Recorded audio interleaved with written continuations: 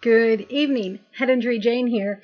So something I haven't talked a lot about, and by the way, since my last video, which was just so like, um, I am in a much better place. I actually was, kind of sad and down about a number of things. Well, I had like a few little mini breakthroughs or revelations about my personal well-being being tied into mental health and good mental health. And when you're coping with a lot, when you're coping with a lot of different elements and things are going on, it becomes very challenging to stay like all pepped up and woohoo when you're forgetting like appointments, or not forgetting but journaling them wrong. It was very disheartening, but I'm in a much better place now. And I wanted to come on and talk about something I don't think I've talked a lot about. But from the time that I hit my head, and when you remember when I went unconscious the second time, and I saw stars in my head, they presented in the way of my ear canals. It was like black holes. And anyway, almost immediately following the head injury, if not immediately, because there were so many other things happening that it's kind of hard to keep them all in check. And so the one I'm about to tell you about was kind of in some ways one of the least problematic ones at the time, as I've been learning all of, everything that's been unfolding and what you learn to accept and cope with and all this kind of stuff. But my sinuses. Now, last year, the roof of my mouth and my nose used to go, and my front teeth would go numb for no reason. And that started after the head injury. It was almost immediate. And not only do I experience that occasionally, I don't think I've experienced it for maybe a little while. But, because the ears, eyes, nose, throat are all tied together, and I have a lot of problems with my ear ringing, and sometimes there's so much pain in my right ear from the really intense ear ringing, or sometimes it just hurts. I still have all the phantom pains at the impact site. But they're, they come and go, so you kind of I used to panic about them. I've gotten used to it now. When I start having pain there, I just go, okay, whatever. Well, I still kind of get like a little paranoid. Because it actually does really quite hurt. It's like you wouldn't want to touch it. It's like it hurts to the touch, not just resonating pain at the impact site in the head. But so I've had a lot of problem with my ears, and I've lost a little bit of vision. And one of the things too is that sometimes when I sneeze or have to sneeze, I will get the worst crazy burning in my sinuses that feels like millions of needles in there just going, and that has happened since the head injury. The numbness, the visual hearing, everything that kind of happened, it's all tied into this spot in the head that was damaged. And it will feel like just thousands and thousands of needles in one very concentrated spot in my nose. And because I just sneezed, but even after I sneezed, it was still resonating. It was still like a million needles. I was like, ah, and you have to laugh about it because when you think about it, it's really one of the least offensive things that could be happening to you. I mean, I don't mind sneezing. I've never been one of those people. And I never had allergies to the age of 30. So up until the age of 30, I had not experienced allergies. And I have recently, my glasses were always crooked. I have recently, so in the last bit of time, started having allergy problems. Well, since the head injury, it's like that. It's not like I have allergies. I'm not walking around, but I will have these moments pretty regularly, multiple times a week, where it will, all of a sudden, it'll just start feeling like thousands of needles. And I'm like, oh, because I love to sneeze, but that almost kind of hurts. It's like so intense that level of comfort that I've always associated with sneezing is pretty much now gone. So I'll get like these really intense, and I'm just like, oh, but it's very brief. But it does last longer than my sneezes before the head injury. So I find it all intriguing. I really do. So many layers You know, I think I've addressed this before in these videos. Um, you know, new symptoms can continue to unfold. I think it's something like several people that I've spoke to about head injuries, and they're professionals in the industry, um, have said that it could. I've heard some people say 2 or 3 years, and I've heard other people say 5 years that damage can unfold. So it's a very, you know, it's kind of like one of those things. And so a lot of people drink matcha green tea. I've recently started my regimen of antioxidants. I use green tea and krill oil, which is a fish oil. I take a vitamin E, and I take a lipoic acid, an alpha lipoic acid, I think is, and that actually intensifies the goodness of the vitamin E. Now, I've been doing regimens like this on and off my whole entire life, so none of this is new memory stuff, and that's something else I want to address. So you can address the health stuff, the mental health stuff, the physical health stuff. You try to get everything working in chorus.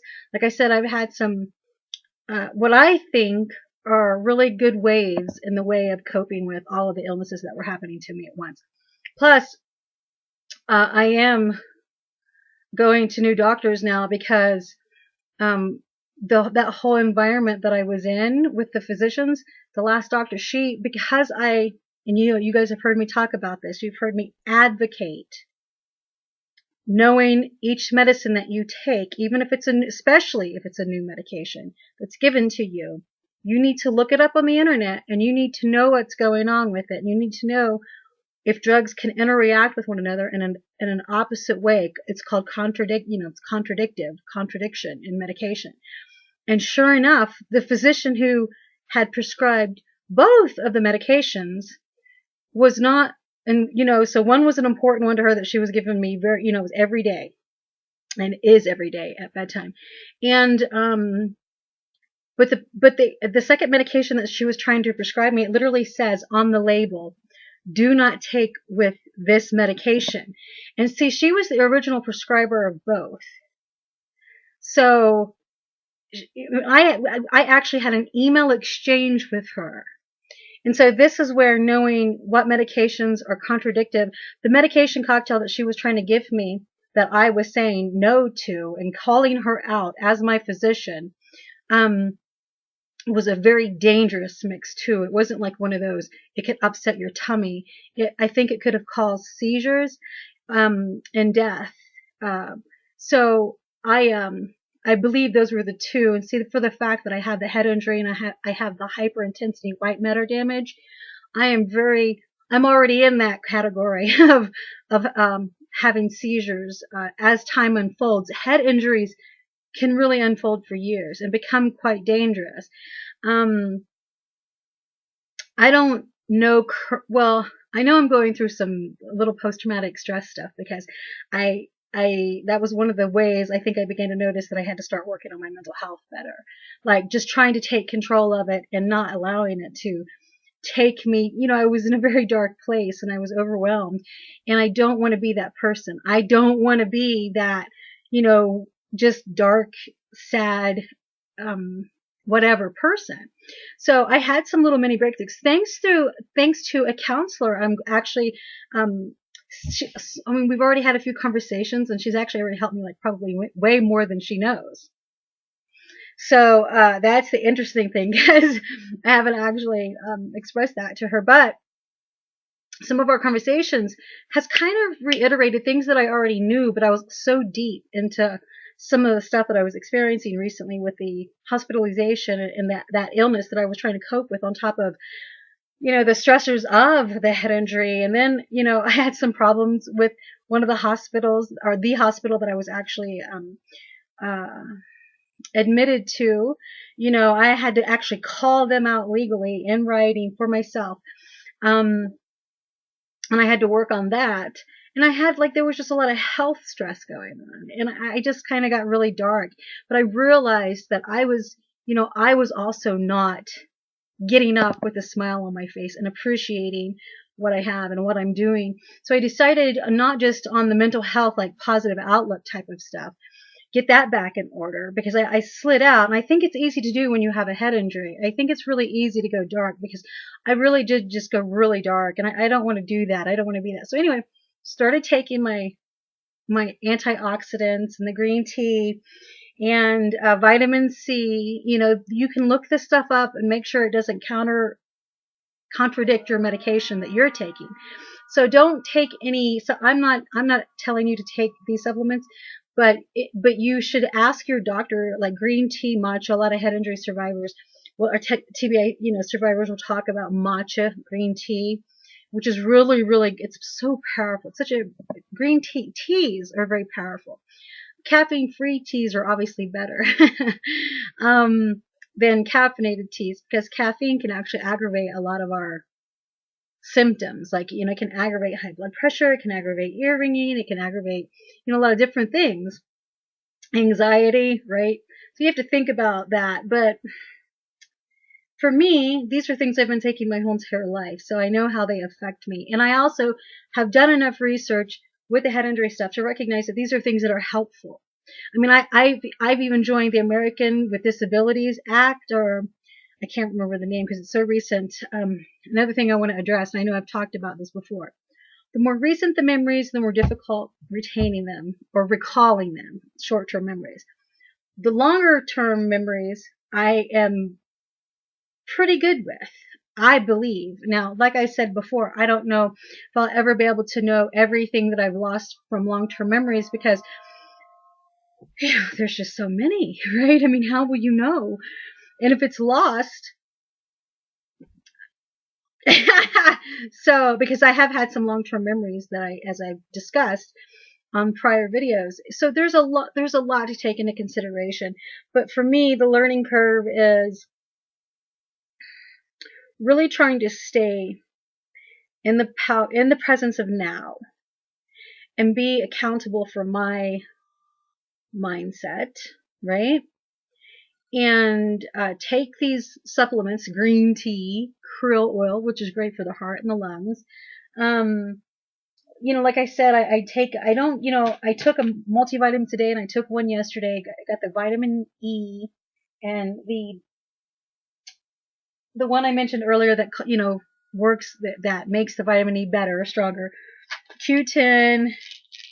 I take lysine for collagen and vitamin C. Sometimes I take spirulina. I should be taking that every day, but I'm about out, and so I probably need to get some more spirulina because it's a very powerful supplement. But I want to come on and say that the mental health is better. It's improved. I know I've been up and down, but I really, through December and into January, February, and part of March, maybe at the beginning of March, I kind of, lightened up a little bit as well, because I decided to take control of the mind thought. You try. I don't think that we can always maintain that because we're human beings, and if you're struggling with various things, if you're struggling with them, it can become a challenge. And I did lose myself pretty quickly recently, and so I was like, I think we're responsible for our own attitude at the end of the day. And I was dark.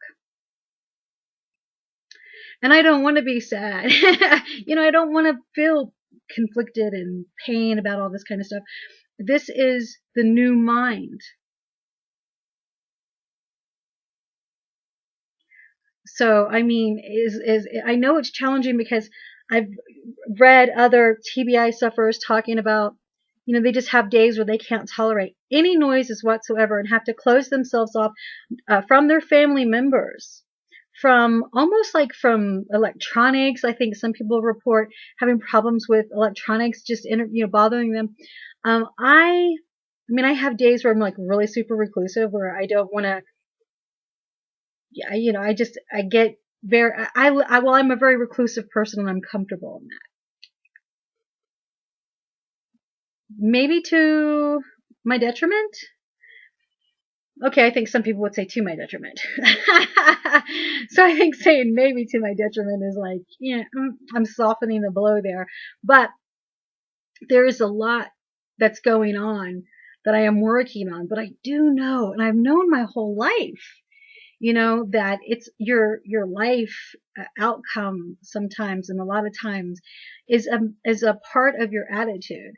I mean, there's just so much that one person can take, but it's very, very important to kind of start shedding certain energies if they're negative about certain things. Like the doctor whom the whole time I was like hospitalized, and then I got out of the hospital, her staff was calling me with remedies that I had already discussed with multiple people in her staff. So I got so frustrated with her that I actually wrote what I call a project management sheet of my ailment. So this is when I was hospitalized. This is what I was, because I keep all my records. I work mainly to write everything down. I try to be very proficient. So I'm able to, keep in check. And so I wrote down all the medications that she had prescribed, that I had been taking. Like, I was taking a number of other OTC medications that we had agreed upon and that were approved.